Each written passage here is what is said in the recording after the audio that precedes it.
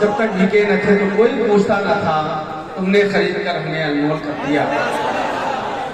حضرات اب آئیے بہترین ماحول میں گزارش کی جائے، حضرت علامہ مولانا مفتی محمد مسعود صاحب برکاتی وہ تشریف لا رہے ہیں اور ہمارے قلوب کو منور و مجلہ فرمائے اپنے تقریر سے۔ نعرہ لگائی، نعرہ تکبیر، نعرہ رسالت، خاندانی برکات، برکاتی دولہا، برکاتی دولہا، عرس نوری، عرس نوری، حضرت مولانا مسعود احمد صاحب برکاتی۔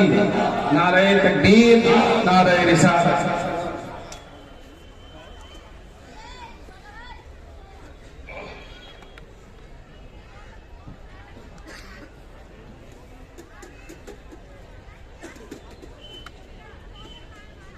السلام علیکم ورحمۃ اللہ وبرکاتہ۔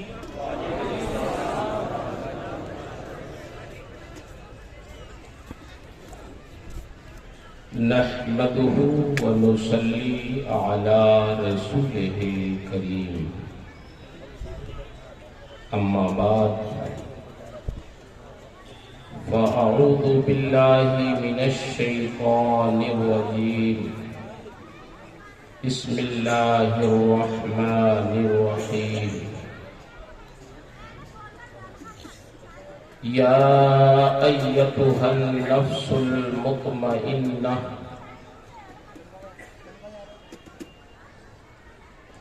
آمنت باللہ، صدق اللہ العظیم وصدق رسولہ النبی الامین الکریم،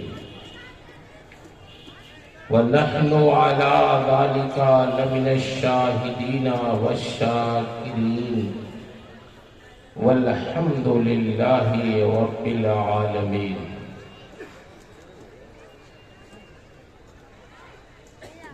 انتہائی عقیدت و محبت اور احترام کے ساتھ بارگاہ رسالت مآب صلی اللہ تعالی علیہ وسلم میں درود شریف کا نذرانہ پیش کریں۔ اللہم صلی علی سیدنا و مولانا محمد معدن الجود والکرم وآلہ وبارک وسلم صلاۃ و سلاما علیک یا رسول اللہ۔ عرس نوری میں حاضر ہونے والے سلسلے کے حضرات، برکاتی حضرات اور دیگر سامعین، اللہ تعالی ہمارا اور آپ کا آنا مبارک فرمائے اور اپنے ان بزرگوں کے فیوز و برکات سے ہم سب کو فیض یاب فرمائے۔ یہاں سے جانے سے پہلے ہم سب کی مغفرت فرمائے۔ ہم اور آپ ایک قطب کے عرس کی تقریب میں حاضر ہیں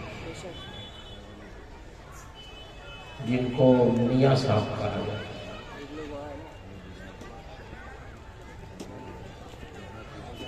ہندوستان میں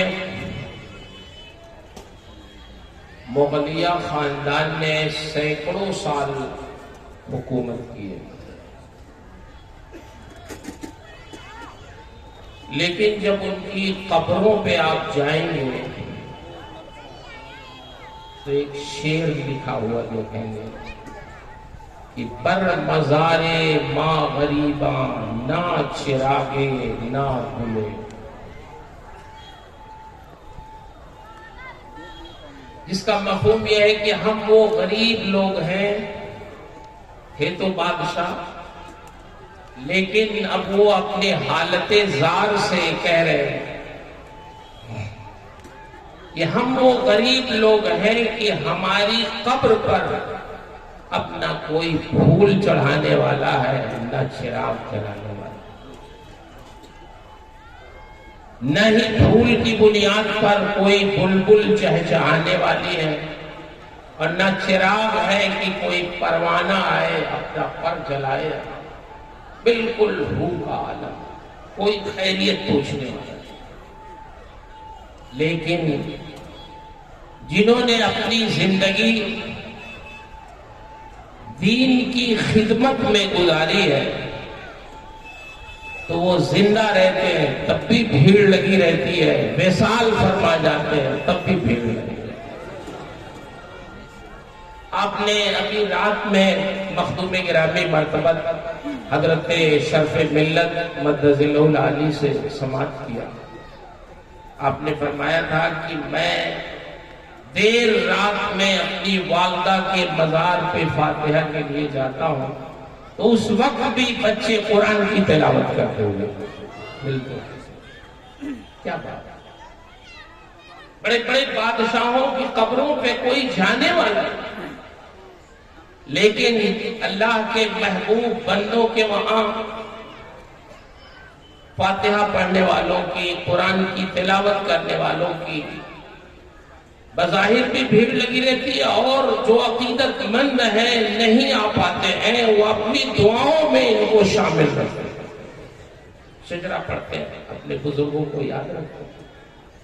اور میں تو آپ سے عرض کروں گا کہ آپ اپنے 24 گھنٹے میں کچھ ٹائم متعین کر لیجئے جس میں اپنے ماں باپ کے لیے، اپنے پیران اعظام کے لیے، اپنے بزرگوں کے لیے، اپنے مشائخ کے لیے جو وصال فرما گئے ہو ان کے لیے، جو باحیات ہو ان کے عمر کی درازگی کے لیے کچھ ٹائم مقرر کیجئے، اس میں دعا کیجئے۔ دعا کرنے سے حدیث شریف میں آیا ہے کہ اگر تم کسی کا کے احسان کا بدلہ نہیں چکا سکتے تو اس کے حق میں دعا کرو، یہ بھی اس احسان کا بدلہ۔ یہ احسان شناسی کا ایک طریقہ ہے۔ بہرحال میں یہ عرض کرنا چاہ رہا ہوں کہ ہماری اور آپ کی جو زندگی ہے یہ دین سے متعلق ہے، جو ہمیں عزت مل رہی ہے، جو ہمارا تشخص ہے، جس سے ہم پہچانے جاتے ہیں، وہ ہمارا دین ہے۔ اس سے ہٹ کے ہمارا کوئی وجود نہیں ہے۔ آپ مرید ہوتے، کیوں مرید ہوتے؟ بولیے، دیندار بننے کے لیے۔ کبھی آپ کو اتفاق ہو، بلکہ میں گزارش کروں گا آپ سے، یہ نوری میاں کی ایک کتاب ہے سراج العوارف فی الوصایا والمعارف، جس کو آپ نے خصوصاً مریدین ہی کے لیے لکھا۔ اس میں پیران طریقت کو بھی نصیحت ہے، عوام کو بھی، لیکن خاص کر مریدین۔ اس میں بہت ساری نصیحتیں انہوں نے لکھی ہیں کہ ایک مرید کو کس طرح زندگی گزارنا چاہیے۔ میں سمجھتا ہوں اگر ہم لوگ اس کو پڑھ لیں تو اس سے بڑا فائدہ ہوگا۔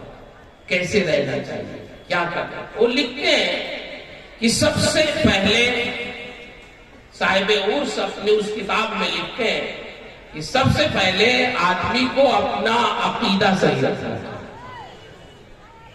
اگر عقیدہ نہیں صحیح ہے تو فرماتے ہیں کہ اگر عقیدہ نہیں صحیح ہے تو جتنا ہی زیادہ وہ عمل کرے گا اتنا ہی زیادہ وہ مقصود سے دور ہوتا جائے گا۔ جیسے چوراہا ہو، اگر آپ کو دائیں جانا ہے لیکن آپ دائیں جانے کے بجائے بائیں چلو گے تو جتنا ہی چلتے جائیں گے اتنے ہی اپنی منزل سے کیا ہوگا، دور ہو۔ ہم تو خوش فہمی میں ہیں کہ ہم اپنا مقصود پا رہے، قریب ہو رہے ہیں، لیکن چونکہ ہم نے اپنے مقصود کی جہت بدل دی تو پھر مقصد ہم سے دور ہو جا رہا ہے۔ جتنی محنت کر رہے ہیں اتنے ہی زیادہ دور ہو۔ تو سب سے پہلے عقیدہ صحیح۔ پھر فرماتے ہیں کہ آدمی اپنا عمل شریعت کے مطابق ہے۔ ایک بات انہوں نے اس میں بڑی اچھی، بڑی میں علماء کرام سے بھی گزارش کروں گا جو میرے ہم عمر ہے، ارشاد فرماتے ہیں اپنا ظاہر اہل شریعت کے مطابق بناؤ اور اپنی سیرت اہل طریقت کے مطابق بناؤ۔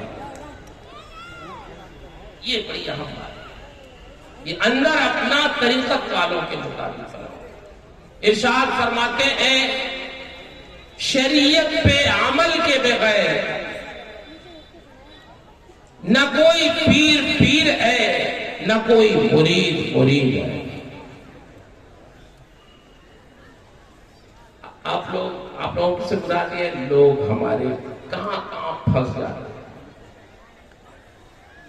اللہ کا شکر ہے ہماری خانقاہ برکاتیہ، آپ تاریخ اٹھا کے دیکھیں گے، اس خانقاہ نے ہمیشہ فیضیاب کیا ہے۔ اور کس طرح سے فیضیاب کیا؟ جو علمی خاندان ہیں انہیں بھی فیضیاب کیا، اور جو خانقاہیں ہیں انہیں بھی فیضیاب کیا۔ آپ دیکھیں کہ حضور اچھے میاں شمس مارہرہ کے زمانے میں بدائیوں کو فیضیاب، اور خاتم الاکابر کے زمانے میں بریلی کو جوڑا۔ پھر اس کے بعد اشرفی میاں علیہ الرحمہ کے ذریعے کچھوچھا مقدسہ کو قریب کیا اور اتحاد پیدا کیا، محبتیں پیدا کی۔ تو خانقاہوں کو بھی جوڑا اور درسگاہوں کو بھی جوڑا، علماء کو بھی جوڑا۔ اس کا مطلب یہ ہے کہ ماہرہ ہمیشہ ہماری یہ خانقاہ جوڑنے کا کام کرتی ہے، کہ خانقاہیں بھی جڑے اور علماء ربانیین بھی جڑے۔ تو یہ سنگم ہے، کیونکہ خود یہاں ایک سے ایک اہل اللہ رہے اور ایک سے ایک اہل علم و فضل رہے، تو انہوں نے دونوں چیزوں کو ملا کر تقسیم کیا۔ میں یہ پڑھ رہا تھا تو مجھے یاد آئی ایک بات کہ میں ایک بار گیا مدھو پور کے علاقے میں، بہار میں، جھارکھنڈ میں، تو کچھ لوگ آئے، انہوں نے کہا کہ مولانا صاحب یہاں ایک پیر صاحب آتے ہیں، وہ نماز نہیں پڑھتے اور کہتے یہ ہیں کہ اس دلیل سنیے ذرا پیر صاحب، اللہ، وہ کہتے ہیں اس زمین پہ ہم کیا نماز پڑھیں؟ اس زمین کو تو ابلیس نے اپنے سجدوں سے ناپاک کر دیا، کوئی جگہ چھوڑی نہیں جہاں اس نے سجدہ نہ کیا ہو۔ اب یہ زمین اس نے ہمارے نماز کے لائق ہی نہیں رکھا، کیا نماز پڑھیں؟ کیسی دلیل دیتے ہیں؟ ہم لوگوں نے کہا اچھا یہ بتاؤ تم لوگوں نے کیا جواب دیا؟ اب اس کے لیے کوئی مناظر بلانے کی ضرورت؟ اتنے دن سے تم لوگ تقریریں سنتے ہو علماء کرام کی، تو کیا اس کا جواب نہیں تم لوگ دے سکتے؟ کوئی بہت بڑی دلیل دینے کی ضرورت نہیں ہے تمہیں، بس اتنا کہہ دیتے کہ نادان، تمہارے لیے یہ زمین ناپاک ہو گئی ہے، یہی وہ زمین ہے جس پہ سید الانبیاء نماز پڑھتے تھے، یہی وہ زمین ہے جس پہ صحابہ نماز، یہی وہ زمین ہے جس پہ محدثین نماز پڑھتے تھے، یہی وہ زمین ہے جس پر حضور غوث الاعظم نماز پڑھتے تھے، خواجہ غریب نواز نماز پڑھتے تھے، پوری امت مسلمہ آج تک اسی زمین پہ نماز پڑھتی ہے۔ سب کے لیے پاک ہے زمین، تمہارے لیے ناپاک ہو گئی؟ نہیں، زمین ناپاک نہیں ہوئی ہے، تم ناپاک ہو گئے۔ اتنا اتنے کے لیے کوئی دلیل کی ضرورت ہے کتاب و سنت؟ تو ایسے لوگ بھی گھومتے ہیں۔ حضور نوری میاں علیہ الرحمہ نے اس کتاب میں بہت زور دیا اس میں کہ اصل شریعت شریعت سے ہٹ کے آدمی کی زندگی کا تصور کریے اور پھر آپ غور کریں بزرگوں کے حالات پڑھیے. حضرت عمر کے حالات. حضرت عمر رضی اللہ تعالی عنہ اپنے دور خلافت میں مدینے سے مکہ گئے حج کرنے کے اپنے دور خلافت میں. تو مکے سے قریب ایک جگہ ہے مقام دجنان. وہاں فرمانے لگے کہ ساتھیوں سے اپنے رک جاؤ, اپنی سواریوں سے اتر جاؤ, تھوڑی دیر یہاں مجھے ٹھہرنا. لوگوں نے کہا امیر المومنین کوئی خاص بات ہے؟ ہاں خاص بات ہے, آپ فرمائیں. تو رکے تو کہنے لگے سنو, یہاں سے ایک میری یادگار وابستہ ہے اس زمانے کی حالت کفر. جب میں مسلمان نہیں ہوا تھا تو یہی وہ جگہ ہے جہاں میں اپنے باپ خطاب کے اونٹوں کو چرایا کرتا تھا. کل 5 اونٹ میرے باپ خطاب کے تھے. اس سے کہتے ہیں عمر ان 5 اونٹوں کو ایک لائن سے سیدھا کھڑا کر دو. تو حالت کفر میں وہ 5 اونٹ بھی عمر سے سیدھے نہیں ہوتے تھے.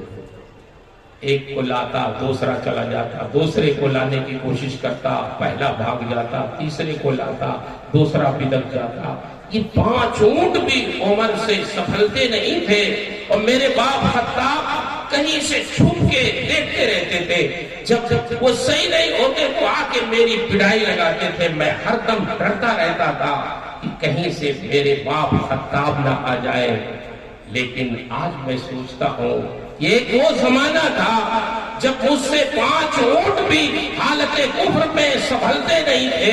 لیکن جب میں رسول اللہ کے دامن سے وابستہ ہوا, مومن ہوا, تو آج بیٹھتا ہوں مدینے میں اور فیصلے ایران اور شام تک کے میں کرتا ہوں.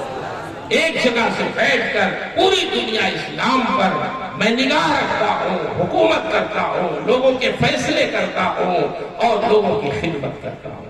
اس کا مطلب یہ ہے, ابھی آپ نے شعر پڑھا قاری صاحب میں ہمارے, کہ جب تک بکے نہ تھے تو کوئی پوچھتا نہ تھا, تم نے خرید کر ہمیں انمول کر دیا. تو ہماری آپ کی زندگی دین سے ہٹ کے کچھ بھی نہیں, دین سے ہٹ کے کوئی تصور نہیں. اس لیے یہ ساری چیزیں, یہ خانقاہ ہے, یہ مدارس, یہ ہمارے بزرگان دین, یہ سب ہماری ہدایت اور رہنمائی کے لیے ہے, ہمیں نیک بنانے کے لیے. یہاں آپ کو بلایا اسی لیے جاتا ہے عرس کے نام پہ کہ آپ یہاں سے فیضان لے کے جائیں اور سال بھر تک اس سے اپنی زندگی کو سنواریں. مقصد بزرگوں کا جو مقصد تھا عرس کا مقصد ہے. اور ہم لوگ تو بڑے خوش نصیب ہیں. حضرت نے رات بتایا تو مجھے بڑی خوشی ہوئی. اللہ تعالی ہمارے ادارے کے چلانے والوں کے دل میں ایسے ہی حساد پیدا کر. صرف میں کوئی بہت تجربہ کار تو نہیں ہوتا, میں اتنا بہت جاتا ہوں, لیکن صرف 2 مدرسے میں نے ایسے سنے کہ جن کے بارے میں مجھے معلوم ہوا کہ وہاں اساتذہ اور طلبہ پر زکوٰۃ کی رقم خرچ نہیں. ایک حضرت نے رات بتایا, اللہ حضرت کی عمر میں, صحت میں, درجات میں بلندی عطا فرمائے. تنہائیوں میں دعا کریں. یہ بزرگان دین, یہ ہماری خانقاہ کے لوگ, یہ اللہ کی امانت ہے, یہ نعمت ہے اللہ. جو بچے یہاں پڑھتے ہیں وہ تو خوش نصیب ہے ہی, ہم سب لوگ خوش نصیب ہیں. اور سیکھنا چاہیے. اگر آپ مدرسہ چلا رہے ہیں تو سیکھیے کیسے چلانا چاہیے. رات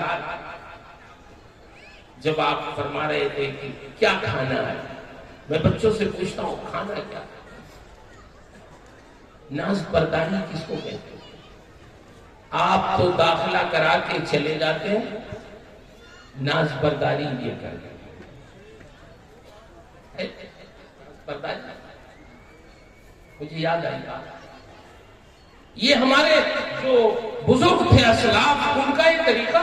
ہمارے امام اعظم ابو حنیفہ رضی اللہ تعالیٰ عنہ جن کی ہم تقلید کرتے ہیں. رات حضرت جب بتا رہے تھے تو میں یہ سوچنے لگا کہ امام صاحب کے جو جلوے تھے اس کا عکس اخلاقیات میں طلبہ کے ساتھ حضور شفیق العلماء و طلبہ میں نظر آیا. امام صاحب کے ایک شاگرد تھے امام ابو یوسف یعقوب نام کا. وہ خود اپنی داستان لکھتے ہیں کہ میں بچپن میں یتیم ہو گیا تو میری ماں نے دھوبی کے وہاں ملازمت پہ لگا دیا. میری ماں سود کاٹتی تھی, اس سے خرچ نہیں پورا ہوتا, تو مجھ سے جب میں تھوڑا ہوشیار ہوا تو مجھے دھوبی کے وہاں ملازمت پہ لگا دیا, اور روزانہ تھوڑے سے پیسے میں پاتا تھا تو میں اپنی والدہ کو لا کے دیتا تھا, تو وہ اپنی آمدنی اور میری آمدنی دونوں کو ملا کے اسی سے ہماری پرورش کھلاتی پلاتی. جس راستے سے میں دھوبی کے وہاں جاتا تھا ملازمت پہ, تو اسی راستے میں امام اعظم ابو حنیفہ کا مکان تھا. ایک دن میں نے نگاہ ڈالی تو دیکھا کہ بہت سے لوگ بیٹھے ہوئے ہیں, امام صاحب کچھ بیان کر رہے ہیں اور لوگ بڑی سنجیدگی سے سن رہے ہیں. تو میں نے کہا کہ چلو میں بھی دیکھتا ہوں کیا بیان ہوگا. گیا, بیٹھ گیا. امام صاحب مسائل شرعیہ بیان کر رہے تھے, کتاب و سنت سے مسائل نکال کے بیان کر رہے تھے. میں بیٹھا, مجلس بہت اچھی لگی اور دن بھر وہیں رہ گیا. شام کو گھر آ گیا تو اس دن میں نے چونکہ ملازمت نہیں کی تو مجھے پیسے بھی نہیں ملے. ماں کو میں نے کچھ دیا نہیں, میری والدہ نے کچھ پوچھا تو نہیں, لیکن وہ سوچنے لگی لڑکا لگتا ہے کھیلنے میں لگ گیا. دوسرا دن ہوا, پھر میں گیا, پھر امام صاحب کی مجلس میں بیٹھ گیا. شام ہوئی, پھر میں چلا آیا, پھر پیسے نہیں دیے. اب جب تیسرا دن ہوا میں نکلا گھر سے تو میری والدہ بھی پیچھے پیچھے تاک میں کہ دیکھیں یہ جاتا کہاں آیا, کہ کھیلنے میں تو نہیں لگ جاتا. جیسے ہی میں امام صاحب کی مجلس میں بیٹھا تو میری والدہ بھی چلی آئی امام صاحب کی مجلس میں. انہوں نے برجستہ کہا نعمان یہ میرا بیٹا ہے, اس کو واپس کرو. آپ کو معلوم نہیں میں بیوہ عورت ہوں, میرے پاس کھانے پینے کے لیے گزارے کے لیے کوئی چیز نہیں ہے. آپ نے اپنے کام میں لگا لیا اس کو. یہ کماتا تھا, کچھ پیسے لاتا تھا, کچھ میں کماتی تھی, اسی سے تو زندگی کی گاڑی چلتی تھی. آپ انہیں واپس کر دو. آپ نے فرمایا یعقوب کو بیٹھنے دو, پڑھنے دو, پڑھ لے گا, عالم ہو جائے گا. انہوں نے کہا نہیں مجھے پڑھانا نہیں ہے, بڑی سخت تھی وہ. آپ نے کہا علم حاصل کرے گا, عالم ہو جائے. کون سا علم تم پڑھاؤ گے میرے بیٹے کو؟ آپ نے فرمایا میں ایسا علم اس کو پڑھاؤں گا کہ یہ روغنے پستہ میں مستقبل قریب میں فالودہ ڈبو کے کھائے گا, جو کھانا بادشاہوں کا کھاتا. یہ بات جب انہوں نے کہی امام صاحب نے تو ان کی والدہ کی زبان سے نکلا ھذا شیخ قد ذہب عقلہ, اس بوڑھے آدمی کی عقل مار گئی ہے. کون سا علم یہ پڑھا دیں گے کہ جس علم سے میرا بیٹا بادشاہوں کا کھانا کھائے گا؟ کہاں میرا یتیم بیٹا, کہاں بادشاہوں کے کھانے کا خواب آپ دکھلا رہے ہیں. نہیں نہیں مجھے پڑھانا نہیں, واپس کرو میرے بیٹے. امام صاحب سمجھ گئے بہت سخت ہے, یہ لے کے چلی جائیں گی. فرمانے لگے اچھا یہ بتاؤ بیٹا کتنا کماتا ہے روزانہ, بتاؤ. تو انہوں نے بتایا کتنا پیسہ لاتا ہے. ارشاد فرماتے ہیں ٹھیک ہے چلو, جتنا وہ ملازمت سے پاتا ہے نعمان بن ثابت روزانہ اپنی جیب سے تمہارے بیٹے کو دیتے بھی رہیں گے اور ان کو علم دین پڑھاتے ہیں. امام اعظم کا جلوہ نظر آیا. بولیے ایسا البرکات کے لڑکے بہت سعادت مند ہیں کہ نہیں ہے؟ مدرسوں میں پیاز مانگنے چلے جاؤ تو نہیں دیتے ہیں, مت بخوانا. وہ کہتے ہیں الگ سے نہیں ملے گی, جا کے خرید کے لے آؤ. کہیں کہیں ایسا دل اسی رہتا ہے تو کام ہوتا. امام صاحب سمجھ گئے, انہوں نے کہا جاؤ پیسہ ہم دے دیں گے, پیسے کی بات ہے مسئلہ حل ہوگا. امام اعظم امام ابو یوسف فرماتے اے میرے استاد امام اعظم, مجھے پڑھاتے بھی رہے، روزانہ الٹے تنخواہ بھی دیتے رہے، اور صرف یہی نہیں کہ مجھے دیتے رہے، جب میری شادی ہو گئی تو فرمانے لگے یعقوب تمہارا خرچ بڑھ گیا ہے، اب یہ تمہارا خرچ ہے اور یہ تمہاری بیوی کا خرچ ہے۔ میری بیوی کا بھی خرچ دیتے رہے۔ اتنا پڑھایا کہ امام ابو یوسف امام صاحب کے وصال کے بعد قاضی الشرق والغرب ہو گئے، دنیا اسلام کے سب سے بڑے قاضی چیف جسٹس ہو گئے۔ خلیفہ مجبور ہوا ان کو بنانے پہ۔ اب وہ جانتے ہیں جب قاضی الشرق والغرب ہوئے، چیف جسٹس ہو گئے، تو وہ بادشاہ کے ساتھ کھانا کھانے لگے۔ بادشاہ نے کہا ہمارے ساتھ، خلیفہ نے کہا ہمارے ساتھ کھانا کھانا۔ اب امام صاحب کہیں جا رہے ہیں تو ہٹو بچو، یہ ساری چیزیں، ان کا بستر چیک ہو رہا، ان کا کھانا چیک ہو رہا، ان کے آگے پیچھے لوگ ہیں۔ ایک دن بیٹھے دسترخوان پہ تو روغن پستہ میں فالودہ ڈبو کے آ گیا۔ جیسے ہی دیکھا وَضَحِكَ ابو یوسف، امام ابو یوسف ہنسنے لگے فالودہ دیکھ کے۔ خلیفہ نے کہا حضور کیا بات ہے، یہ کھانا پسند نہیں ہے کیا آپ کو؟ ارے یہ ہم کو بھی روزانہ نہیں ملتا، ہفتے میں ایک دن آتا۔ خلیفہ کو کہنے لگے نہیں پسند نہیں۔ ہنس اس لیے رہا کہ جس وقت میرے امام نے، میرے استاذ نے فرمایا تھا میری ماں سے کہ اس کو چھوڑ دے، میں تیرے بیٹے کو ایسا علم پڑھا رہا ہوں کہ یہ روغن پستہ میں فالودہ ڈبو کے کھائے گا، تو میری ماں نے کہا تھا ھذا شیخ قد ذہب عقلہ، اس بوڑھے آدمی کی عقل مار گئی ہے۔ کاش اگر میری ماں آج زندہ ہوتی تو وہ دیکھ لیتی کہ میرے امام اعظم اپنی باطنی نگاہوں سے اتنی دور تک دیکھتے ہیں جہاں سے ہم اپنی ظاہری نگاہوں سے۔ یہ کشف ہے اور میں اپنے ہم پیشہ علماء سے، پڑھانے والوں سے، درسگاہوں میں دین کی خدمت کرنے والوں سے عرض کرتا ہوں کہ آپ کا اجر وہ تنخواہ نہیں ہے جو مدرسوں میں ملتی ہے، اجر تو وہ ہے جو رب العالمین نے آپ کے لیے تیار کر رکھا۔ یہ تو دنیاوی گزارے کے لیے ایک تھوڑا سا حقیر سرمایہ، اس سے زیادہ اس کی حیثیت نہیں ہے۔ یہی امام ابو یوسف کی بات میں عرض کر رہا ہوں کہ حالات میں لکھا۔ سلسلے قادریہ میں ایک بزرگ ہیں حضرت سیدنا معروف کرخی علیہ الرحمہ، یہ ہمارے خود میاں صاحب نے اپنی کتاب سراج العوارف میں بھی لکھا ہے کہ جب امام ابو یوسف نے قاضی القضات کا منصب قبول کر لیا، چیف جسٹس بن گئے، تو حضرت معروف کرخی دوست تھے، ناراض تو ناراض ہو گئے، اس بات پہ ناراض ہوئے کہ تم اب سرکاری آدمی ہو گئے، تمہارے استاد امام اعظم نے منصب نہیں قبول کیا اور تم نے جا کے قبول کر لیا، تو اب ہماری دوستی ختم کر۔ یہ سلسلے قادریہ کے بزرگ تھے، ذرا یہ بادشاہوں سے اور خلفاء سے ذرا دور رہتے تھے، یہاں تک کہ اسی زمانے میں اس دن میں امام ابو یوسف کا انتقال ہو گیا۔ جب انتقال ہوا تو حضرت معروف کرخی نے خواب دیکھا کہ میں جنت میں ٹہل رہا ہوں اور ایک بڑا خوبصورت محل ہے، اس محل میں داخل ہونا چاہتا ہوں۔ جیسے ہی میں نے قدم رکھا تو مجھے روک دیا گیا۔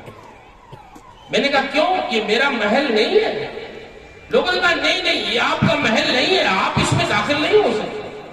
میں نے پھر کہا لمن ھذا، یہ کس کا محل ہے؟ میرا نہیں ہے، ہے کس کا اتنا خوبصورت محل؟ تو جواب دیا لے ابی یوسف، یہ ہے امام ابو یوسف۔ میں نے کہا ابو یوسف کا؟ ابو یوسف ایک سرکاری آدمی تھے، وہ تو قاضی تھے، وہ تو دنیا کے عہدوں میں سے ایک عہدے پہ فائز تھے، اتنا خوبصورت محل ان کا کس بنیاد پہ؟ میرے ذہن میں وہی بات تھی کہ صاحب انہوں نے وعدہ قبول کر لیا اور سرکاریات، لیکن میں نے پوچھا اتنا اچھا محل کس بنیاد پہ؟ علماء کرام، طلباء، مبارک ہو آپ کو، ہم سب کو اللہ نے جس راستے پہ لگایا ہے اس سے بہتر آپ کے لیے ہمارے لیے کوئی راستہ نہیں۔ بچوں کو پڑھانا اس سے بہتر کیا ہے؟ ایک طالب علم بھی اگر اللہ والا ہو گیا تو اساتذہ، طلبہ، مدرسے کے چلانے والے، آپ لوگ معاونین، انشاءاللہ سب کا کام ہو۔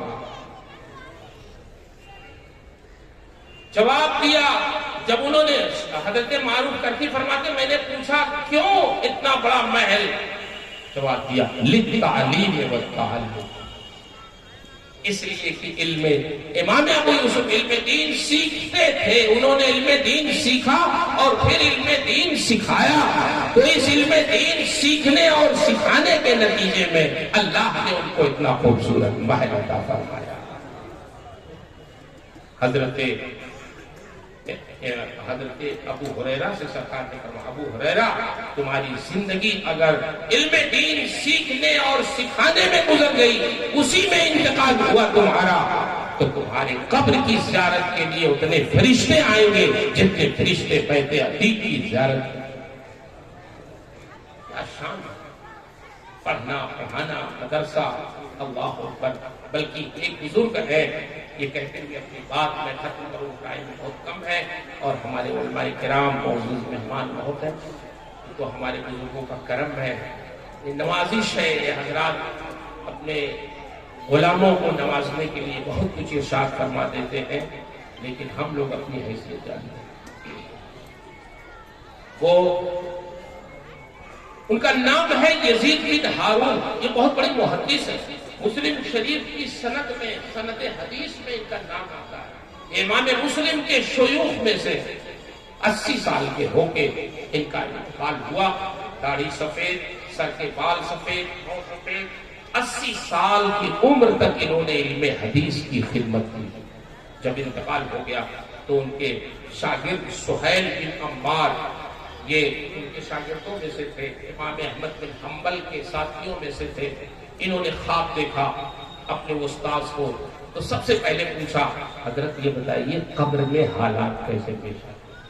آپ سے بھی سوال جواب ہوا جو ہوتا ہے سب سے؟ انہوں نے کہا ہاں سہیل تم لوگ تو مجھے دفن کر کے چلے آئے چھوڑ کے اکیلے، تو فرشتے آئے مجھ سے بھی سوال کیا، کہا کیا پوچھا؟ من ربک ما دینک ما تقول فی شأنک؟ کہا حضور آپ نے جواب کیا دیا؟ کہا کیا جواب دیتا؟ میں نے اپنی سفید داڑھی پہ ہاتھ رکھا اور کہا فرشتوں اب من ربکا کا میں جواب دوں گا کہ تمہارا رب کون ہے۔ 80 سال کی عمر تک انہی سوالوں کا جواب تو اپنے شاگردوں کو پڑھایا ہے کہ رب کون ہے، رسول کون ہے، دین کیا ہے۔ جس نے 80 سال کی عمر تک ان تینوں سوالوں کا جواب پڑھایا ہو، قبر میں اس سے پوچھتے ہو کہ رب کون ہے؟ کیا کیا ہے میں نے؟ یہی سب تو سمجھایا ہے لوگوں کو۔ اللہ نے اسی جواب پر میری مغفرت فرما دی۔